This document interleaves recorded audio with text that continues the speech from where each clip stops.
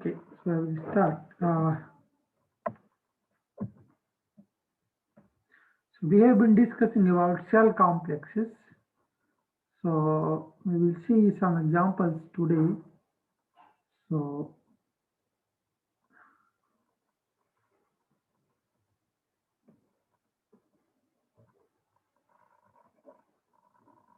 so cell complexes are CW complexes.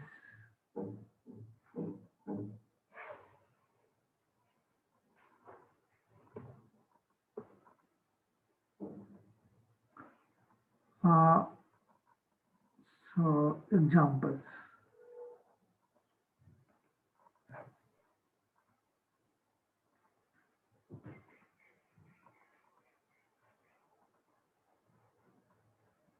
So one-dimensional cell complex, right? So first, so graphs, right? So R can define that one-dimensional cell complexes are called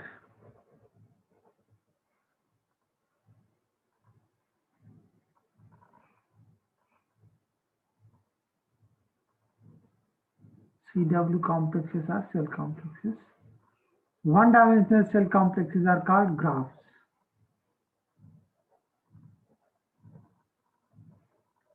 So you can just see that we have already seen that if you want to make a graph, so what you can do, you can take first zero-dimensional uh, cells, right? That is just points, and then you can attach one-dimensional cells, right? Just like these. So here you take uh, closed one-dimensional disk that is closed interval, and then you attach this point to this point and this point to this point. Similarly, you can consider, you can map these 2 points to a single point and you will get a loop like this and this, right?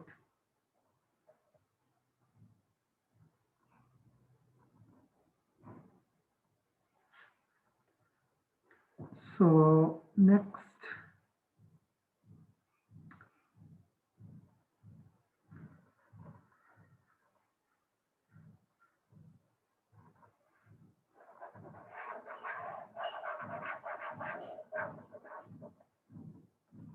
so when we make uh, a sphere, then this Sn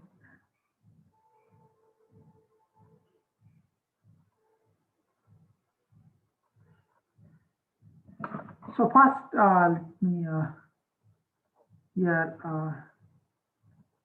if x equal to, right? So if you have only finitely many uh, uh, if you have only uh, mm, if you have a cell complex which is of this form, right? Then the x is set to have dimension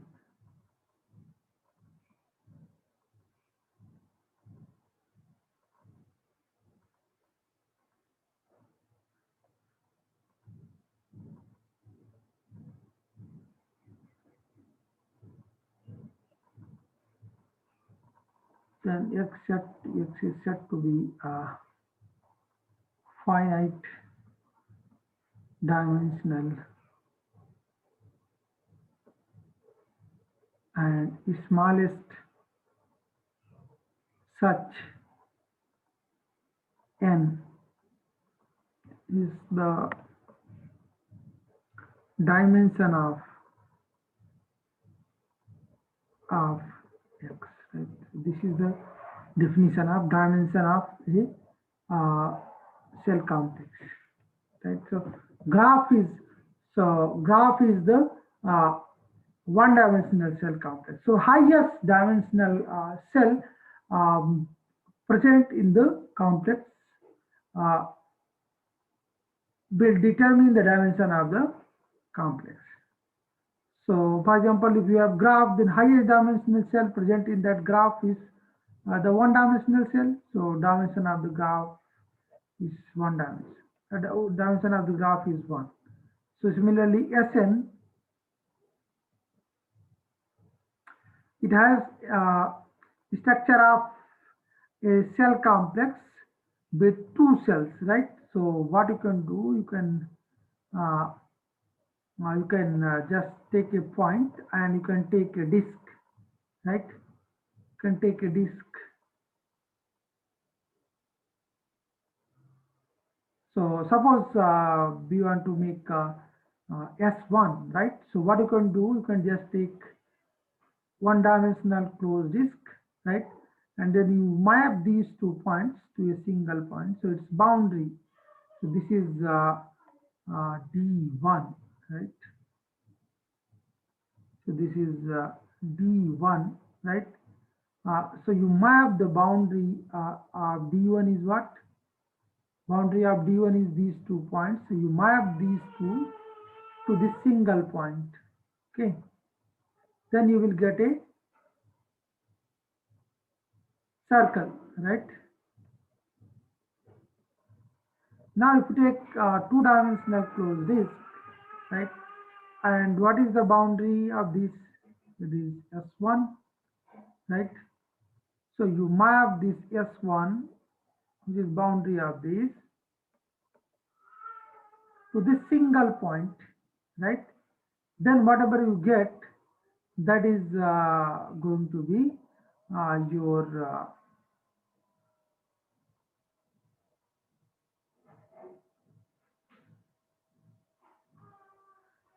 two sphere. Similarly, three sphere. So if you take a three-dimensional disk, you map the boundary, right? So you take a three-dimensional disk, and this boundary, which is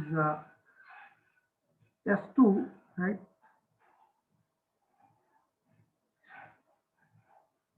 Is S2. If you map this to a single point, right? Then and according to this, you attach this three-dimensional cell. Then you will get your S3.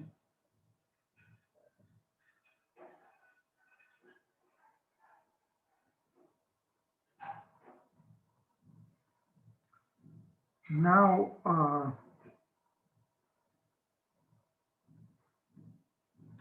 so how we have seen that your torus, you can obtain torus by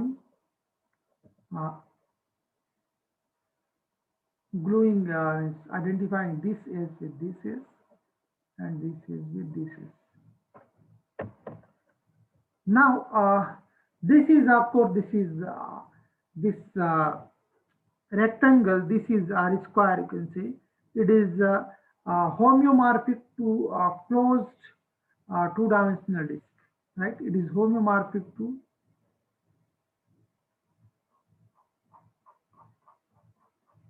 right.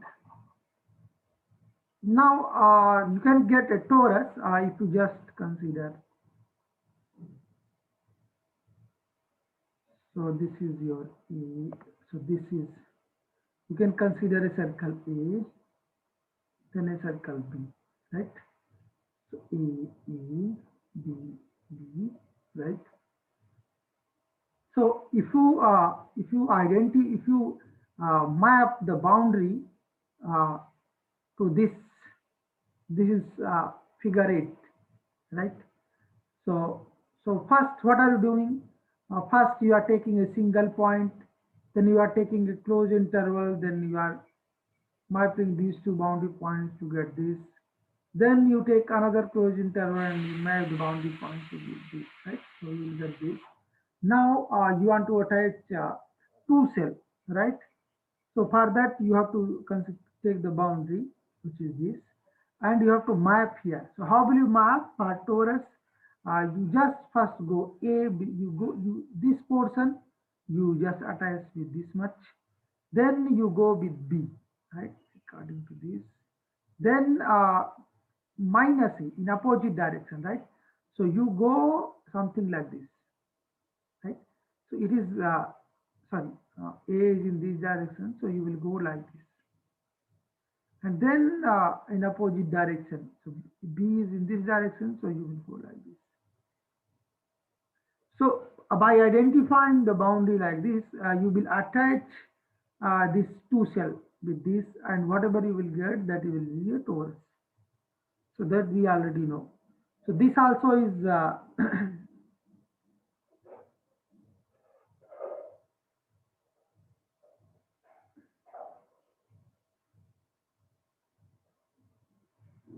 right. Similarly, you can get connected sum of n tori, right? So there, what you do, you take your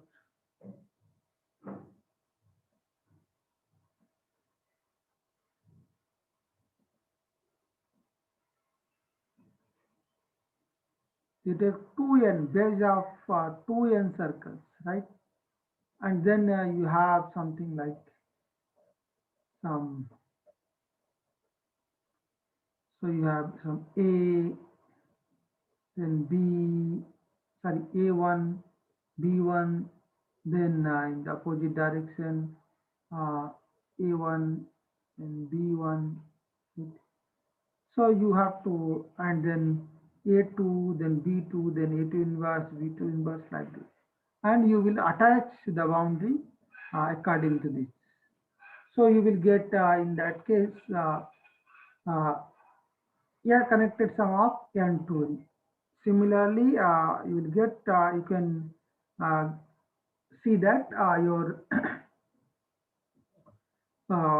this connected sum of n projective planes, that also will become a CW complex. So this you can see easily.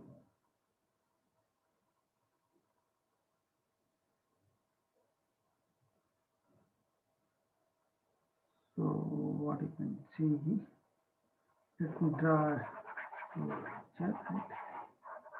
So suppose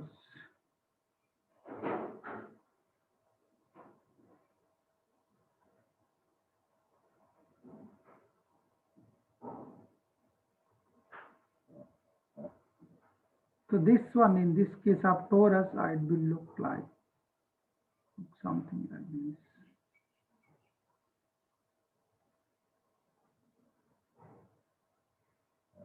right? So this one circle will be like this, another circle will be like this. This will be the base of two circles, and according to this, this two cell will be attached. First, it will go like this, then it will go like this, B, right? Then it will go, you will go like this, then it will go like this.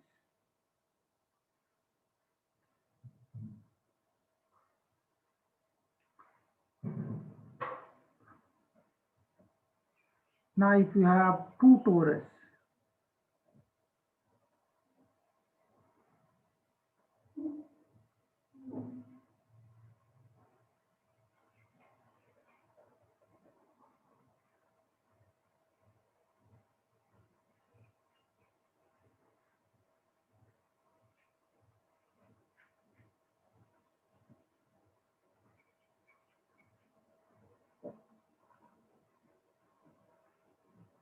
then I have a circle like this here, right? A1, then you have B1 here, like this. Then you can have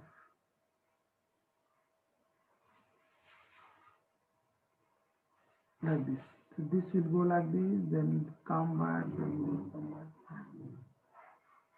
So you have A2, then you have B2, go like this, come back. So you have here, you can see that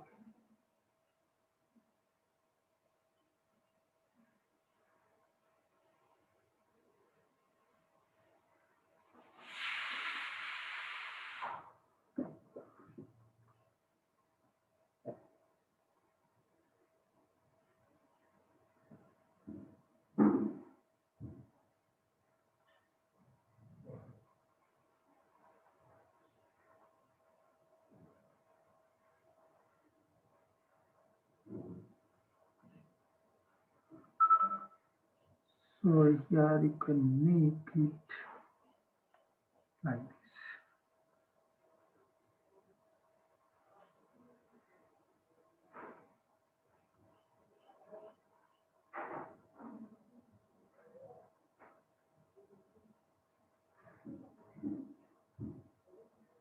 something like this. Then you can make it something like this, like this. Then you have base of 4 circles like this, and you can attach. So this will be A2, B2, and so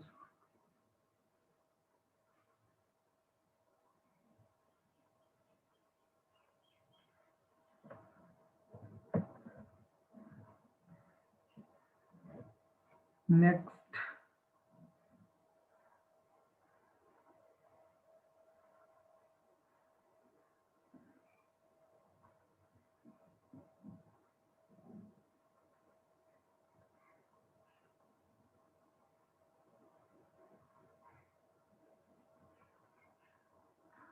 uh, so this real projective Yanni space, real projective Yanni space, RPN. So what is this? So it is obtained by uh, uh, it is obtained as an identification space of Rn plus 1, right?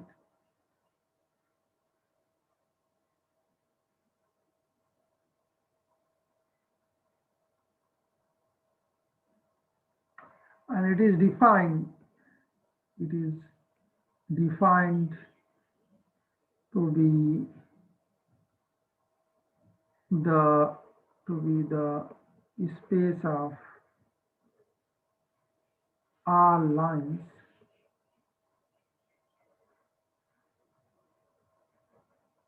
through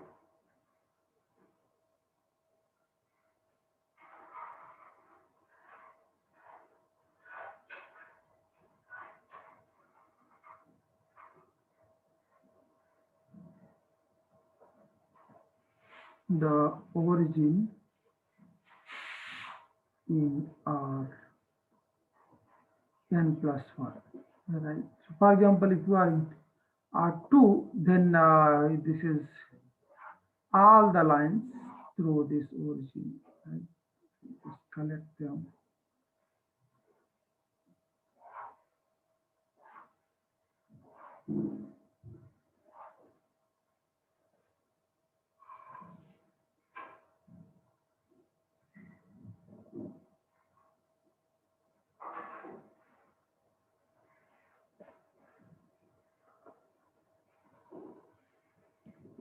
And topology, you can topologize it by considering it as quotient space of Rn plus 1 minus 0, 0. And that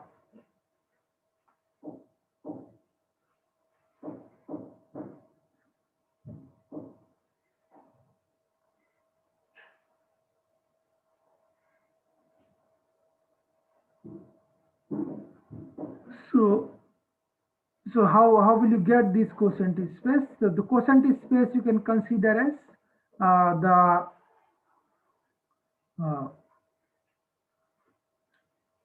you can consider you can define quotient space with respect to with the help of some equivalence relation also. So that relation will be uh, x y in this they will be related to y if and only if x equal to lambda y, lambda belonging to R. Okay, that is they are scalar multiple. 2 points in this will be related if they are scalar multiple of each other. Uh, so if basically it means that the 2 points will be related if they are on the same line passing through origin. So the equivalence classes will be what? Will be these lines minus this origin, right? And this topology will be the quotient topology. Uh, so, so what will be the quotient map? Quotient map will be you define quotient map Q from Rn plus 1 minus 0. So this relation will be, this is an equivalence relation.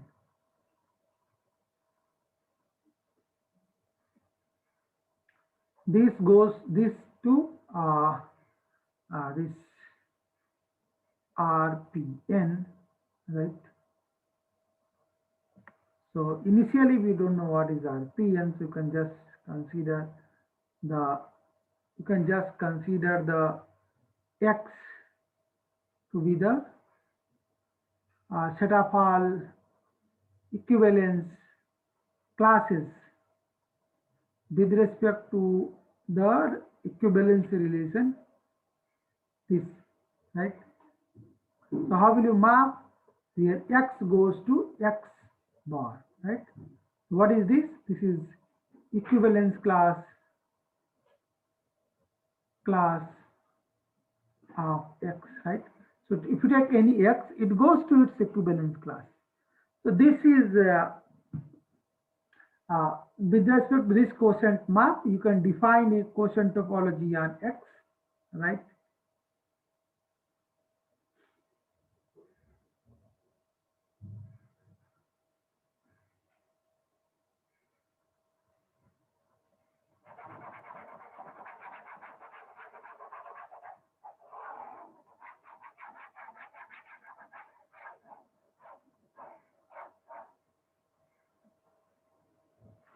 And with respect to that topology, this X is called projective, real projective n space.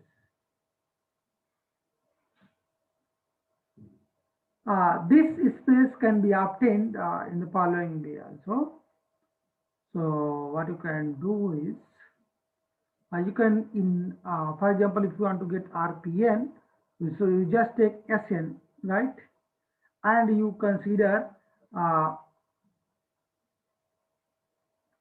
following relation. So you identify the antipodal points. So Sn equal constant minus C, right? And then the quotient space is called RPN, right? So this is very similar. You can see that when you consider these lines passing through origin, so of course, if you take any line, it will pass through this Sn also, and it will cut Sn in 2 points, right? So those points will be antipodal points of Sn, right? So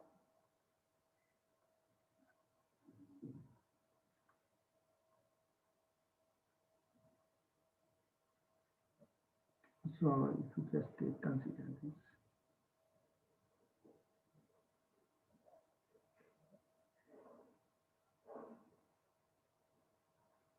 So these opposite, these antipodal points, this is identified with this point. This point is identified with this point. Similarly, this point is identified with this point, right?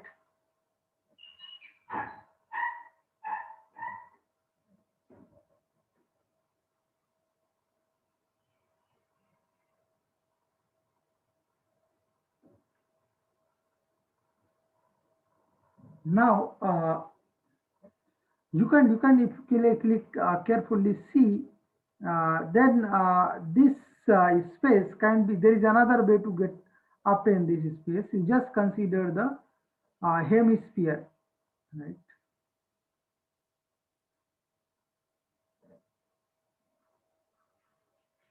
So here, if you consider this upper hemisphere in here in this SN, then in order to get RPN, you are identifying these antipodal points in this circle also. So basically, we are treating with S2, right? Because S3, we cannot see S3, right? Uh, so this is upper hemisphere, and then if you identify the antipodal points, right? Then what will you get? You will get RP1, right? What is RP1? You put a circle and identify the antipodal points. That also will be a circle. So you can check that if you identify this with this, so you can just bind it and bring it to here, right? Then this will go to here, this will go to here. So this can be done. So this RP1, this is homeomorphic to S1, right? But you cannot say that RP2 is homeomorphic to S2. So that is different. So here what you do is upper part, right? You can keep it as it is, but this circle that you have, you identify the antipodal points, right? But this circle, when you identify the antipodal points, you will get RP1. That is another circle, right? So basically, what you can do, how you can get this RPN, you can take SN, right? And so one by one, let us do.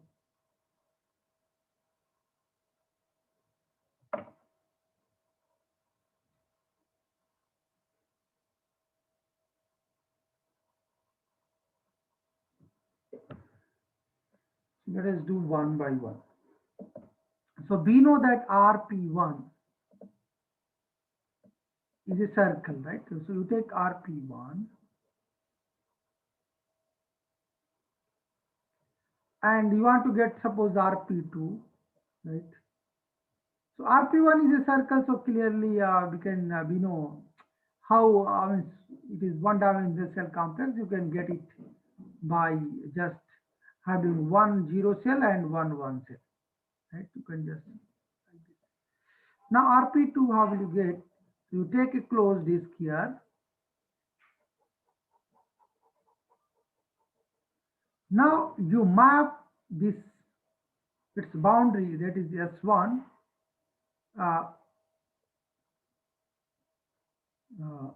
So you map S1 to RP1, right? This is RP1. So how will you map? You just map means go twice, right? With this S1, you go twice, right? So you will get RP2, right? So it is difficult. You cannot see that in R3. So this RP2 you cannot see with your eyes in R3. But you map something like this. If you have this S1, right, and this is your RP1, which is also circle. But how will you map this S1 to this?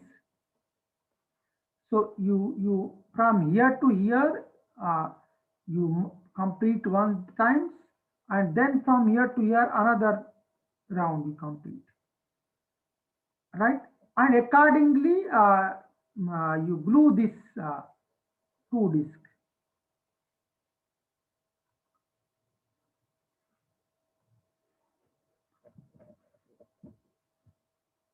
So in getting RP1, you have used one 0 cell, one cell. For getting RP2, you have used here one 0 cell, one cell, and then one 2 cell.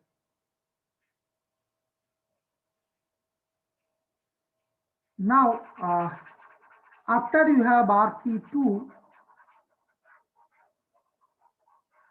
you can get RP3 again by getting taking 3 disk, right?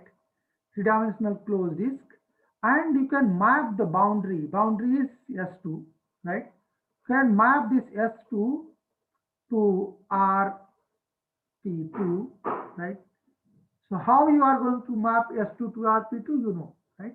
You have to map its antipodal points, right? So how you are going to do this? Here you know this.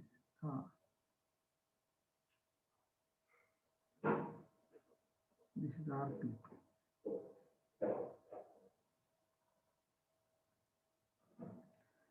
Then similarly RP4 you can get RP4.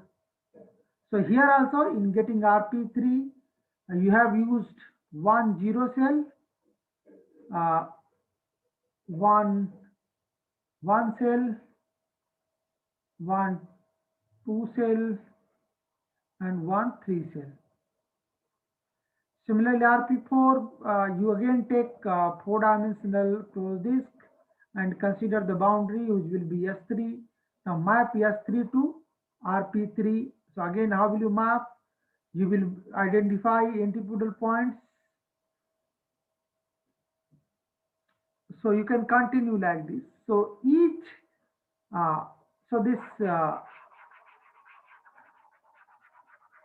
in this way, you can see that RPN, you can get by using exactly one cell, one 0 cell, one cell, one 2 cell, and so on, one n cell, right?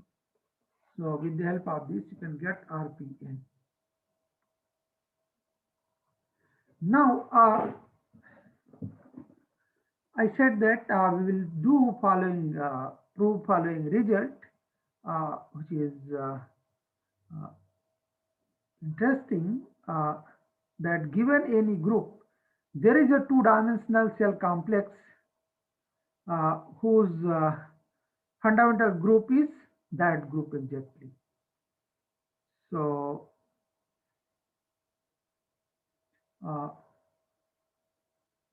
theorem can say for every group G, there is a 2-dimensional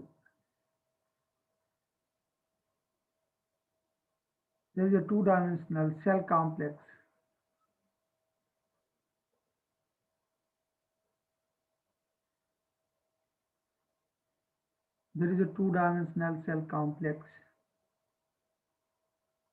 XG with fundamental group of XG. So proof simple. So given any group G, right? So you can represent it using generators and relations, right? So choose a representation. Choose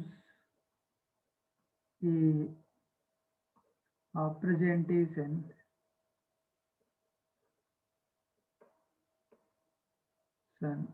G, can consider it to be generated by G alphas with relations R beta. So it should be clear to you that these R betas are some combination of these G alphas. So these R betas you can write in terms of G alphas. Now,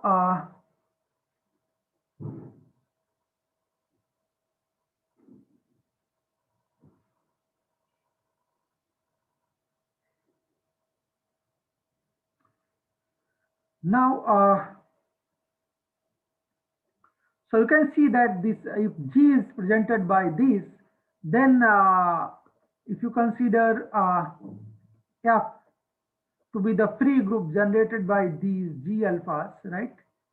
Uh, right? Then uh, then there will be a surjective uh,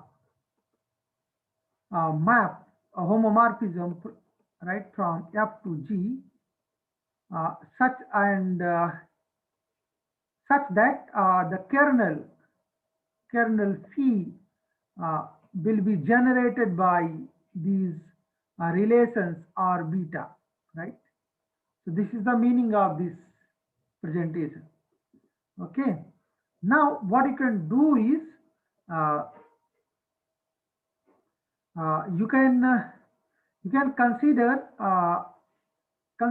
a base of uh, circles, one circle for each G alpha, right? So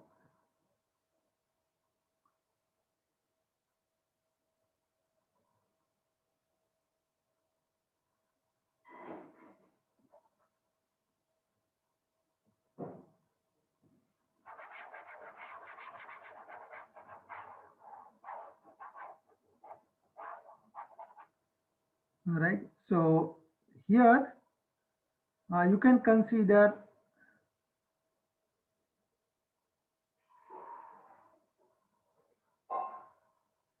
base of circles, right? So that is circle which intersect exactly at one point to each other, right? That is this at this point, right? So if suppose here you have G1, G2, and so on, G3, right? Then you will take three circles here, right? Which intersect at a single point. So each G alpha represent one circle, right? And so the fundamental group of this will be what? It will be the phi group generated by these G alphas. That is, the fundamental group of this will be this exactly F, right? Now you take a disk. So basically, uh, we want to attach a two cell, right?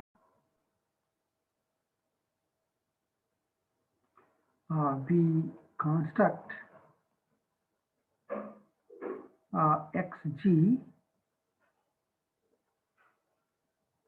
xg from this fetch alpha s1 alpha, right? So s1 alpha is s1, right? S1 alpha.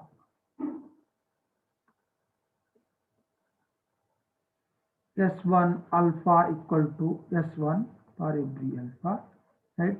So we consider base of these circles, right? So one circle for each alpha, right? So you have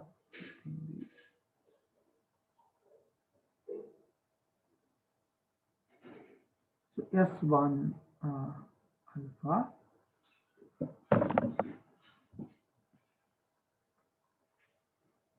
by attaching two cells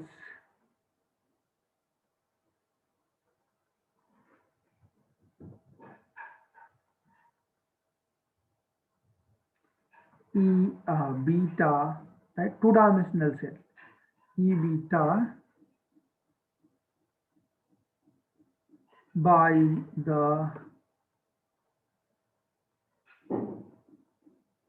the loops specified by r beta, right?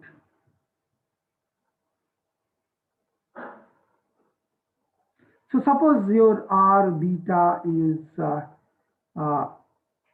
r beta 1, suppose it is g alpha 1 g alpha 2 inverse, right? So suppose this is yes, uh,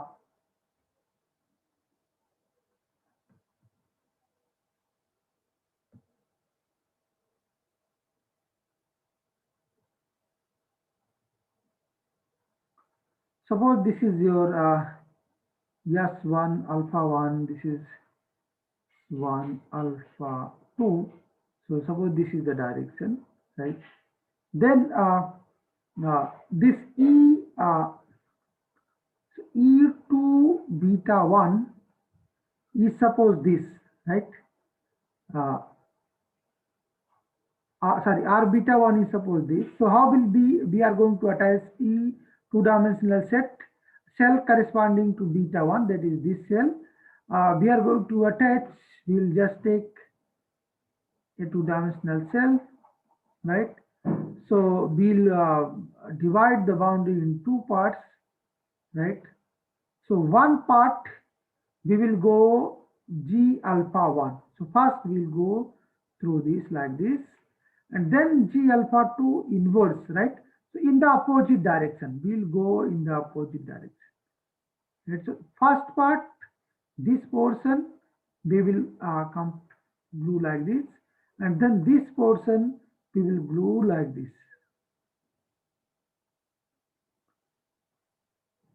Right? So making picture of all those things is not possible actually. uh,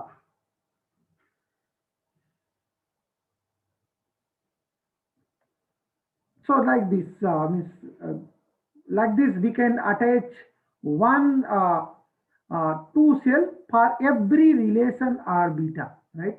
So beta varies over some index, right? So for each relation r beta here we will attach one cell. Okay. And yes, and for every generator G alpha, we will have one uh, circle here. So it is clear from our discussion for fundamental group of connected sum of these n tori and n projective planes. So it is clear that the fundamental group of this will be this xg will be G, right? So we can use Van Kampen theorem in particular. We can use Van Kampen theorem for this, in this case. So we stop here. So here this pi 1 xg is going to be G.